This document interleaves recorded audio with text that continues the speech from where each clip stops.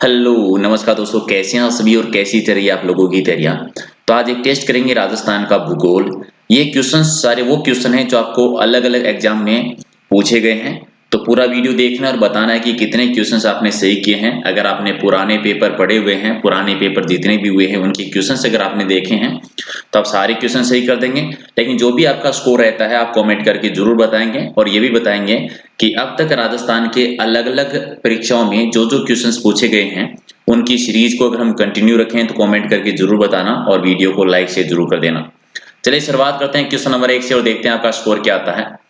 पहला क्वेश्चन हमारा ये है कि राजस्थान का सबसे अधिक संगठित और प्राचीन उद्योग कौन सा है।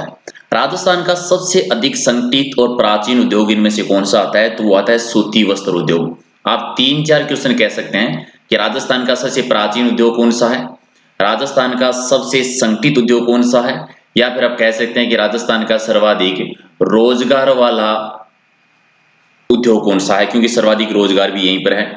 आपको याद होगा कहां पर इसकी स्थापना की गई थी। 1889 में पहली सूती वस्त्र मिल की स्थापना हुई थी ब्यावर में, और ब्यावर कहां पर है, अजमेर जिले में है। यहाँ पर एक इंपॉर्टेंट सा क्वेश्चन है जिसका आंसर आपको देना है। एक तो नाम आता है सेठ दामोदर दास जी का, जिन्होंने स्थापना की थी। उनके साथ एक अंग्रेज अधिकारी और था जिनके सहयोग से पहली सूती वस्त्र मिल की स्थापना हुई थी ब्यावर अजमेर में।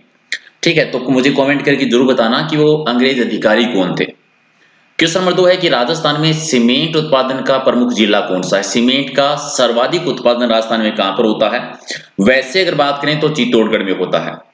राजस्थान में सीमेंट का उत्पादन वैसे मुख्य तौर से चित्तौड़गढ़ जिले में होता है, लेकिन ऑप्शन के आधार पर बताएंगे तो कोटा बूंदी रहेगा। कोटा बूंदी में इन ऑप्शन के आधार पर कोटा बूंदी में सबसे ज्यादा होता है, प्रमुख जिले हैं। लेकिन अगर एक जिले का पूछे कि कहां पर सीमेंट का उत्पादन होता है तो चित्तौड़गढ़ जिले में सर्वाधिक होता है। और आपको याद होगा पहली सीमेंट का कारखाना लगा था लाखेरी में, लाखेरी बूंदी में लगा था 1915 के दौरान।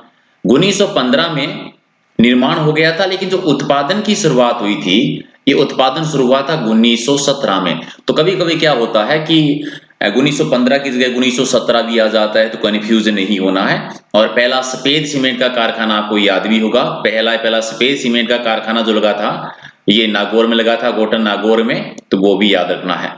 इसके अलावा खारिया खंगार जो है वो भी सफेद सीमेंट का ही कारखाना है। क्वेश्चन नंबर 3 है कि राजस्थान में वस्त्र नगरी के रूप में विख्यात शहर कौन सा है। वस्त्र नगरी किसको कहा जाता है, वस्त्र नगरी कहलाता है भीलवाड़ा। आप अब्रक नगरी भी कह सकते हैं क्योंकि अब्रक का सर्वाधिक उत्पादन यहीं पर होता है। अब्रक को माइका कहा जाता है तो आप माइका सिटी कह सकते हैं। राजस्थान का मैनचेस्टर कह सकते हैं, तो राजस्थान का मैनचेस्टर, राजस्थान की माइका सिटी, अब्रक नगरी, वस्त्र नगरी किसको कहते हैं, भीलवाड़ा को कहा जाता है। सर्वाधिक यहाँ पर अब्रक का उत्पादन भी यहीं पर होता है। राजस्थान में सरसों तेल का प्रमुख उद्योग केंद्र कौन सा है। सरसों तेल उद्योग का प्रमुख केंद्र आता है वो आता है भरतपुर। ठीक है, भरतपुर, तो राइट आंसर आपका हो जाएगा डी, इसका सही आंसर है। क्वेश्चन नंबर आपका 5 है कि भूमध्य सागर के चक्रवातों से कौन सी वर्षा होती है।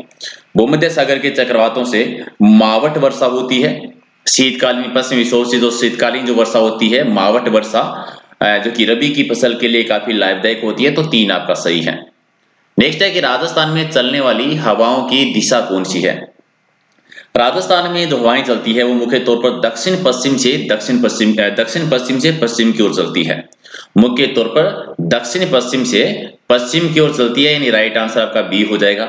अब दक्षिण पश्चिम से एक चीज और आप याद रख सकते हैं, राजस्थान में सर्वाधिक जो वर्षा होती है वो ग्रीष्म काल में होती है। और सर्वाधिक वर्षा किन पवनों से होती है, दक्षिणी पश्चिमी मानसून पवनों से होती है, तो उनके साथ में आप कनेक्ट करके याद रख सकते हैं। अगला है कि वर्षा का वार्षिक औसत कितना है राजस्थान में।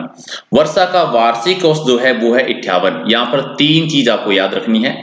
एक्चुअल में जो सही वाला डाटा है वो है 57.51 सेमी औसत वर्षा होती है राजस्थान में।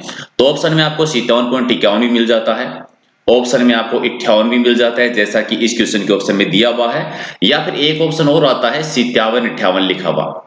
तो तीनों ही ऑप्शन ध्यान रखना है, कोई एक मिलेगा, तीनों ऑप्शन आपको नहीं मिलेंगे। तो जो भी आपको ऑप्शन मिलेगा क्वेश्चन के अकॉर्डिंग उसी के अकॉर्डिंग ये राइट आंसर हो जाएगा। तो औसत वर्षा है वो 57.51 सेमी है, सबसे ज्यादा झालावाड़ में और सबसे कम होती है जैसलमेर में। अगला है कि राजस्थान के किस भाग से कर्क रेखा होकर गुजरती है।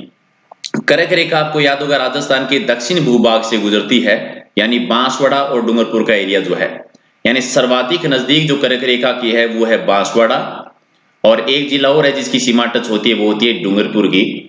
तो डूंगरपुर और बांसवाड़ा दो जिलों की सीमाएं टच होती है, तो दक्षिणी राजस्थान यानी जिसको आप वागड़ क्षेत्र कहते हैं। हालांकि ऐसा नहीं है कि पूरे वागड़ क्षेत्र में से टच करती भी जाती है, तो राइट आंसर आपका हो जाएगा ए, इसका सही है। अगला है कि वर्षा जल को नाड़ी या तालाब में उतारने के लिए उसके चारों ओर मिट्टी को दबाकर बनाया जाता है, उसे क्या कहते हैं?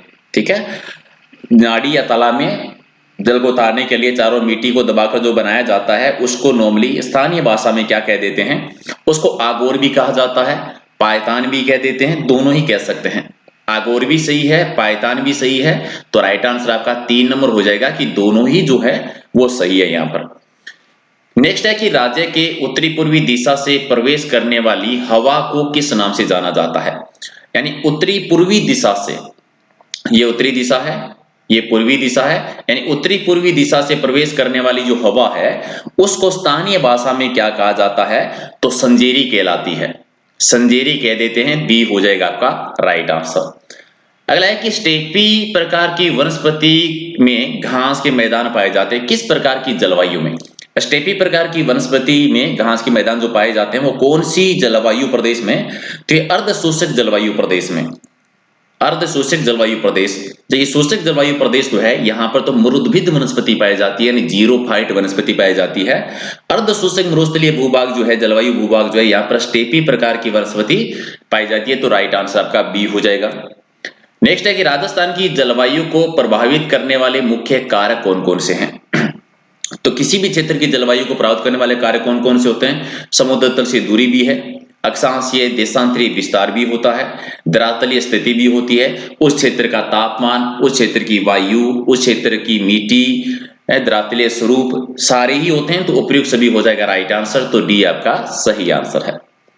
अगला है कि राज्य का कौन सा भाग अरब सागर से उठे मानसून से अधिक वर्षा प्राप्त करता है? अरब सागर से उठे मानसून से सर्वाधिक वर्षा जो है वो राजस्थान का कौन सा भाग प्राप्त करता है? दक्षिणी पश्चिमी भाग। ठीक है, दक्षिणी पश्चिमी भाग। यहां से अगर आप थोड़ा सा मैप में ध्यान देंगे तो आपको याद आएगा, ठीक है, बंगाल की खाड़ी और अरब सागर, राइट, और ये राजस्थान वाली स्थिति। अब यहाँ पर नॉर्मली सबसे पहले राजस्थान में जो अरब सागर मानसून पहुंचता है तो सबसे पहले पहुंचता है ये बांसवाड़ा जिले में, ठीक है, सबसे पहले बांसवाड़ा में प्रवेश करता है, और बंगाल की खाड़ी से जो मानसून आता है ये सबसे प्रवेश करता है झालावाड़ जिले में, ठीक है, सबसे पहले झालावाड़ जिले में प्रवेश करता है। तो दक्षिणी पश्चिमी राजस्थान में सर्वाधिक वर्षा होती है, तो राइट आंसर आपका डी हो जाएगा। अगला एक, राजस्थान के किस क्षेत्र में वर्षा में अधिक परिवर्तनशीलता पाई जाती है? सर्वाधिक परिवर्तनशीलता पाई जाती है खास तौर से मरुस्थलीय क्षेत्र जो है, और अगर एक जिले की बात करें तो जैसलमेर वाला एरिया जो आता है, क्योंकि सबसे कम वर्षा जैसलमेर में होती है, और स्थान की बात करें तो जैसलमेर में एक जगह आती है सम, जहां पर सबसे कम वर्षा होती है, मात्र 5 सेमी वर्षा होती है, तो राइट आंसर आपका बी हो जाएगा। अगला है कि ग्रीष्म ऋतु में राजस्थान में कम वायुदाब का क्षेत्र बनता है किस क्षेत्र में? ग्रीष्म काल में कम वायु दाब वाला क्षेत्र कहां पर बनता है? तो मरुस्थलीय क्षेत्र में बनता है, पश्चिमी राजस्थान के एरिया में, उत्तर पश्चिमी क्षेत्र वाला जो है उत्तरी पश्चिमी राजस्थान में, क्योंकि एक चीज हमने बहुत बार पढ़ी होगी कि ग्रीष्म काल में समुद्र वाला जो एरिया होता है वहां पर उच्च वायुदाब बनता है, और मरुस्थलीय क्षेत्र में निम्न वायुदाब बनता है, और हवाएं जो है वो उच्च वायुदाब से निम्न वायुदाब की ओर चलती है, इसीलिए थार का मरुस्थल जो है, उत्तरी पश्चिमी एरिया जो है, ये मानसून को आकर्षित करने का कार्य भी करता है। अगला कि इनमें से कौन सा असुमेलित है? एक साइड में नदी है, दूसरी साइड में सहायक नदियां दे रखी है, तो गलत की पहचान करनी है। लूनी नदी, माही नदी की सहायक नदी है जाखम नदी, तो सही है। सोम, माही, जाखम एक त्रिवेणी संगम भी बनाती है नवा टापरा में, जहां पर बणवेश्वर धाम है। लूनी नदी की सूखड़ी नदी सहायक है, सही है, सूखड़ी, मीठड़ी, बांडड़ी सारी सहायक नदियां हैं। बनास की मेज नदी ये आपका सही नहीं है। चंबल की पार्वती नदी भी सही है, तो राइट आंसर हो जाएगा डी। बनास की मेज नदी जो है वो सहायक नहीं है, सी आपका राइट आंसर। अगला कि सांबर झील में गिरने वाली नदी कौन सी नहीं है? इनमें से कौन सी नदी है जो सांबर झील में जल नहीं गिराती? मेथा नदी जल गिराती है, कांतली नहीं गिराती, खंडेल नदी भी है, रूपनगढ़ नदी भी है, खारी नदी भी गिराती है, एक और 4 नदियां हैं जो अपना जल गिराती है, तो कांतली नदी नहीं गिराती।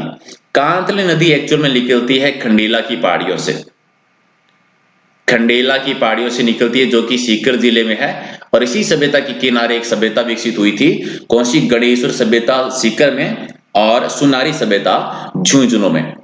अगला है कि अनास, एराव और सोम ये किस नदी की सहायक नदी है? सोम, माही, जाखम तो आप जानते हैं, बहुत बार पढ़ा है, तो ये सारी माही नदी की सहायक नदी के तौर पर आती है। एक आपका सही है।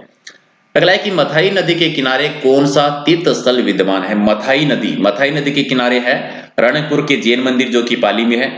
रणकपुर के जैन मंदिर जो कि पाली में है, ये मथाई नदी के किनारे पर है। मंदिरों का निर्माण किसने करवाया था? निर्माण करवाया था धरणक शाह ने।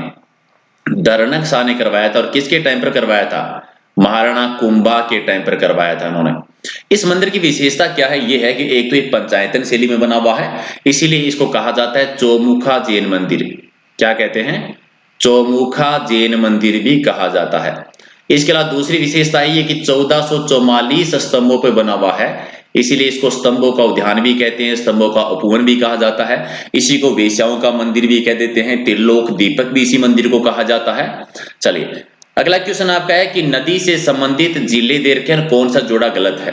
रूपारेल नदी अलवर भरतपुर के एरिया में है, क्या ये सही है? रूपारेल नदी अलवर भरतपुर के क्षेत्र में सही है।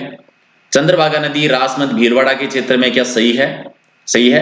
कांतली नदी झालावाड़ में है, क्या सही है? गलत है, क्योंकि कांतली नदी झालावाड़ में ना होकर कहां पर है? ये सीकर जिले में है। और लूनी नदी जोधपुर के क्षेत्र में बहती है, ये भी सही है, तो सी हो जाएगा राइट आंसर। अगला है कि आलनिया नामक नदी का उद्गम स्थल बता दीजिए। आलनिया नदी का उद्गम जो होता है वो मुकुंदवाड़ा की पहाड़ियों से होता है। यहाँ पर दो चीजें याद रखनी है। आलनिया एरिया एक्चुअल में कोटा के क्षेत्र में आता है। जिले का नाम याद रखना है। क्यों रखना है? क्योंकि ये भित्ति चित्रों के लिए प्रसिद्ध है। एक क्वेश्चन आता है कि राजस्थान में कौन सी जगह भित्ति चित्रों के लिए प्रसिद्ध रही है? तो आलनिया रहा है। और आलनिया कहां पर है? कोटा जिले में है। अगला है कि बीसलपुर परियोजना कौन सी नदी पर स्थित है? बीसलपुर परियोजना है बनास नदी पर। बनास नदी जो राजस्थान में पूर्णतः बहने वाली सबसे लंबी नदी है, जिसकी लंबाई आती है 480 किलोमीटर। लेकिन एक चीज यहां पर भी आपको ध्यान रखना है, कुछ बुकों में आपको ये 512 किलोमीटर मिलेगा, जो कि हालांकि गलत नहीं है, सरकारी रिपोर्ट के अकॉर्डिंग इतना इसकी लंबाई आती है। अगला क्वेश्चन है कि चौधरी कुंभाराम लिफ्ट नहर से निम्न में से किस जिले को लाभ नहीं मिलता है? बीकानेर को लाभ मिलता है, झुंझुनू को भी है, हनुमानगढ़ को भी है, लेकिन सीकर जिला जो है वो लाभान्वित नहीं होता। राइट आंसर आपका 3 नंबर। नेक्स्ट है कि राज्य में 65 से 70% सिंचाई निम्न स्रोत से की जाती है। किसे? 65 से 70 यानी सबसे ज्यादा जो सिंचाई होती है, और सर्वाधिक सिंचाई होती है कुएं नलकूप से। कुएं नलकूप सिंचाई के मामले में 1 नंबर पे है। इसके बाद में नहरों से सिंचाई होती है कि 2 नंबर पे है। फिर तालाबों से सिंचाई होती है जो कि 3 नंबर पे है। अब कुएं और नलकूपों से अगर बात करेंगे कि सबसे ज्यादा कहां पर होती है, तो आप कहेंगे कि ये सर्वाधिक होती है जयपुर जिले में। नहरों से बात करेंगे सर्वाधिक कहां पर होती है, तो आंसर हो जाएगा सर्वाधिक होती है गंगानगर जिले में। और तालाब से सर्वाधिक कहां पर होती है, तो आंसर हो जाएगा सर्वाधिक होती है भीलवाड़ा जिले में। राइट। चलिए अगला क्वेश्चन है कि ज्वाई बांध का निर्माण किसने करवाया था? ज्वाई बांध सुमेरपुर पाली में ज्वाई बांध का निर्माण करवाया था महाराजा उमेद सिंह ने। मारवाड़ का क्या कहलाता है, आप कमेंट करके जरूर बता देना। अगला है कि राजस्थान की जीवन रेखा कही जाने वाली परियोजना कौन सी है? राजस्थान की जीवन रेखा किसको कहते हैं? इंदिरा गांधी नहर परियोजना को कहा जाता है। तो राइट आंसर आपका 1 नंबर। अगला है कि चंदन नलकूप किस जिले में स्थित है? चंदन नलकूप ये आता है जैसलमेर में, थार का गढ़ा जैसलमेर जिले में। तो राइट आंसर आपका 2 नंबर सही है। अगला है कि इनमें से कौन सा बांध मिट्टी का बना हुआ बांध है? ज्वाई बांध, जाखम बांध, पांचना बांध या मेजा बांध? तो पांचना बांध मिट्टी का बना हुआ बांध है। राइट आंसर आपका हो जाएगा 3 नंबर। अब यहां पर ये कमेंट करके आप जरूर बता दीजिए कि पांचना बांध कौन सी नदी पर बना हुआ है और कौन से जिले में, क्योंकि 5 नदियों पे है इसीलिए पांचना कहा जाता है। उन 5 नदियों के आप नाम कमेंट करके जरूर बताएंगे कि कौन कौन सी 5 नदियां हैं। अगला कि माही परियोजना से सर्वाधिक लाभ प्राप्त करने वाला जिला कौन सा है? माही परियोजना जो कि माही नदी पर है और इससे सर्वाधिक लाभ होता है बांसवाड़ा जिले को। आपको याद होगा बांसवाड़ा का एक एरिया है खांडू क्षेत्र, जहां से ये प्रवेश करती है मध्य प्रदेश में मेहंद झील से निकलने के बाद में खांडू बांसवाड़ा में प्रवेश करती है, डूंगरपुर बांसवाड़ा की सीमा बनाती है, उल्टे यू आकार में टर्न करती है, यानी कर्क रेखा को 2 बार कट करती है और गुजरात में चली जाती है। नेक्स्ट क्वेश्चन है कि जल की दृष्टि से कितना प्रतिशत जल है वो राजस्थान में है? पूरे भारत में जो टोटल जल है उसका 1.16% राजस्थान में आता है। अब यहाँ पर कभी कभी पॉइंटों में नहीं दिया होता, डायरेक्ट दिया होता है 1%, 2%, 3%, 4%, तो आंसर क्या हो जाएगा 1%। अगर पॉइंटों में दिया हुआ है तो 1.6 हो जाएगा। अगला है कि जैसलमेर में प्रवाहित होने वाली अंतः प्रवाहित नदी कौन सी है? तो काकनी नदी, मसूरदी नदी या सारी नदी, क्योंकि एक ही नदी के नाम है काकनी नदी, इसी को काकनी नदी कहते हैं, इसी को मसूरदी नदी कह देते हैं, और यही नदी बुद्ध झील का निर्माण करवाती है। और बुद्ध झील कहां पर है? बुद्ध झील है जैसलमेर में। इस झील के बारे में एक और मोस्ट इंपोर्टेंट चीज है कि अंतर प्रवाह की जितनी भी नदियां हैं इनमें सबसे छोटी नदी जो है वो यही है। और सबसे बड़ी नदी की बात करते हैं कि बड़ी कौन सी है, तब आ जाती है कि सबसे बड़ी आती है आपकी घग्गर नदी, और सबसे छोटी आती है यही काकने नदी। ठीक है, दोनों को याद रखना है। नेक्स्ट आपका है कि उत्तमाद्री क्षेत्र किसको कहा जाता था? उत्तमाद्री क्षेत्र किस क्षेत्र को कह देते हैं? तो बिजोलिया शिलालेख में एक्चुअली में बिजोलिया के आसपास का भूभाग है उसको उत्तमाद्री कहा गया है। अब बिजोलिया शिलालेख क्यों इंपॉर्टेंट है? इसलिए क्योंकि ये सारे जो उपनाम हमें मिलते हैं ज्यादातर ये बिजोलिया की शिलालेख में ही देखने को मिलते हैं। और ये बिजोलिया का शिलालेख कब का है? बिजोलिया का शिलालेख आपको याद होगा 1177 का है और 77 का है, और ये जो है सोमदेव चौहान का है। सोमदेव चौहान के टाइम का, सोमदेव चौहान थे पृथ्वीराज चौहान तृतीय के टाइम के, पृथ्वीराज चौहान तृतीय के पिताजी का नाम था सोमेश्वर चौहान। ठीक है, सोमेश्वर चौहान उन्हीं का है, और मिला था बिजोलिया यानी भीलवाड़ा में। अगला है कि बयाना का प्राचीन नाम बता दीजिए कि इनमें से बयाना का प्राचीन नाम कौन सा है? प्राचीन काल में श्रीपंत कहा जाता था, सोनितपुर भी कहा जाता था, यानी दोनों ही सही है, ए और बी दोनों ही सही कर देंगे तो डी आपका राइट आंसर। चलिए, मुस्तफासर जो है वो किस क्षेत्र का प्राचीन नाम रहा था? राजस्थान में कौन से एरिया को मुस्तफासर कहा जाता था पहले? तो नरेना वाला जो एरिया है उसे कहते थे, एक आपका सही है। नेक्स्ट है कि क्षेत्रफल की दृष्टि से 5 बड़े जिलों का सही क्रम कौन सा है? सबसे बड़ा है जैसलमेर, फिर है बाड़मेर, फिर बीकानेर, फिर जोधपुर और फिर नागौर। ठीक है, तो कौन सा हो गया? जैसलमेर हो गया, जैसलमेर के बाद में बाड़मेर, बाड़मेर के बाद में बीकानेर, फिर जोधपुर और फिर नागौर। क्षेत्रफल की दृष्टि से 5 सबसे बड़े जिले, यानी सी आपका राइट आंसर है। अगला है कि सर्वाधिक कार्यशील जनसंख्या वाला संभाग बताना है, कौन सा है? कार्यशील जनसंख्या सबसे ज्यादा है उदयपुर में, लेकिन अगर एक जिले का पूछे तो सबसे कम जो है जिले की बात करें तो सबसे कम आती है वो आती है जयपुर जिले में, कार्यशील जनसंख्या सबसे कम है। और सबसे ज्यादा की बात करें कि कहां पर है तो सर्वाधिक कार्यशील जनसंख्या है प्रतापगढ़ में, सर्वाधिक है प्रतापगढ़ में, और सबसे कम है वो उदयपुर में है। नेक्स्ट है कि राजस्थान के आकार के समान आकार वाला जिला कौन सा? ऐसा कौन सा जिला है जिसका आकार राजस्थान के आकार के जैसे मिलता जुलता है? कौन सी जिले का है? तो ऐसा जो टोंक जिले का आता है, पतंगकार आकृति जो टोंक की आती है, मिलता जुलता है, एक जैसा नहीं कह सकते, लगभग समान आकृति जो है वो टोंक की है, जो राजस्थान की एकमात्र मुस्लिम रियासत भी रही थी। राजस्थान का प्रथम जैविक उद्यान कौन से अभ्यारण्य में बनाया गया था? पहला जैविक उद्यान कौन से अभ्यारण्य में बना था? तो बना था नाहरगढ़ अभ्यारण्य में, राइट आंसर आपका सी हो जाएगा। नेक्स्ट है कि कैक्टस गार्डन राजस्थान के कौन से स्थान पर विकसित किया गया है? एक कैक्टस गार्डन राजस्थान के कौन से क्षेत्र में विकसित किया गया है? तो राइट आंसर आपका क्या हो जाएगा? कौन से क्षेत्र में किया गया है? तो कुलधरा में किया गया है, और एक कुलधरा कहां पर है? कुलधरा है जैसलमेर में। और नेक्स्ट है कि टिमरू के वृक्ष मुख्यतः राजस्थान के किस भूभाग में पाए जाते हैं? और टिमरू की वृक्ष ज्यादातर जो है वो राजस्थान के कौन से भूभाग में देखने को मिलते हैं? तो ये राजस्थान का तो दक्षिणी और दक्षिणी पूर्वी भूभाग है, दक्षिणी क्षेत्र और दक्षिणी पूर्वी यानी हाड़ौती वाला एरिया है, वहां पर देखने को मिलते हैं। राइट, चलो ये थे कुछ इंपॉर्टेंट क्वेश्चंस। अगर आपको पसंद आया है तो वीडियो को लाइक कर देना, ताकि ऐसे ही हम नई नई सीरीज करते रहें। और अगर आप पीडीएफ लेना चाहते हैं तो जितनी भी पीडीएफ है वो सारी पीडीएफ आपको मिलेगी टेलीग्राम चैनल पर, जिसका लिंक है प्रहलाद सारण सर के नाम से, सारी पीडीएफ आपको वहां पर मिल जाएगी। और अगर आपको ये सीरीज पसंद आई है तो एक बार वीडियो को लाइक कर दीजिए अपने दोस्तों के साथ अगर आप शेयर कर सकते हैं तो शेयर कर दीजिए, ताकि क्योंकि मैं एक्चुअल में प्लान कर रहा था, रीट का भी एग्जाम है, पटवारी का एग्जाम है, कि अभी एक हम टॉपिक वाइज टेस्ट सीरीज शुरू करें, यानी हर राजस्थान के जीके के, इंडिया जीके के टॉपिक वाइज जितने भी क्वेश्चन बनते हैं वो करें, और साथ में एक सीरीज PYQ यानी पिछले वर्षों में जितने भी आपके क्वेश्चन अलग अलग एग्जाम में आए हुए हैं उनकी सीरीज एक अलग से करें। बाकी आप कमेंट करके बता देना, जो भी आपके लिए बढ़िया लगता है उसी के अकॉर्डिंग हम चीजें कंटिन्यू कर लेंगे। चलिए, थैंक यू।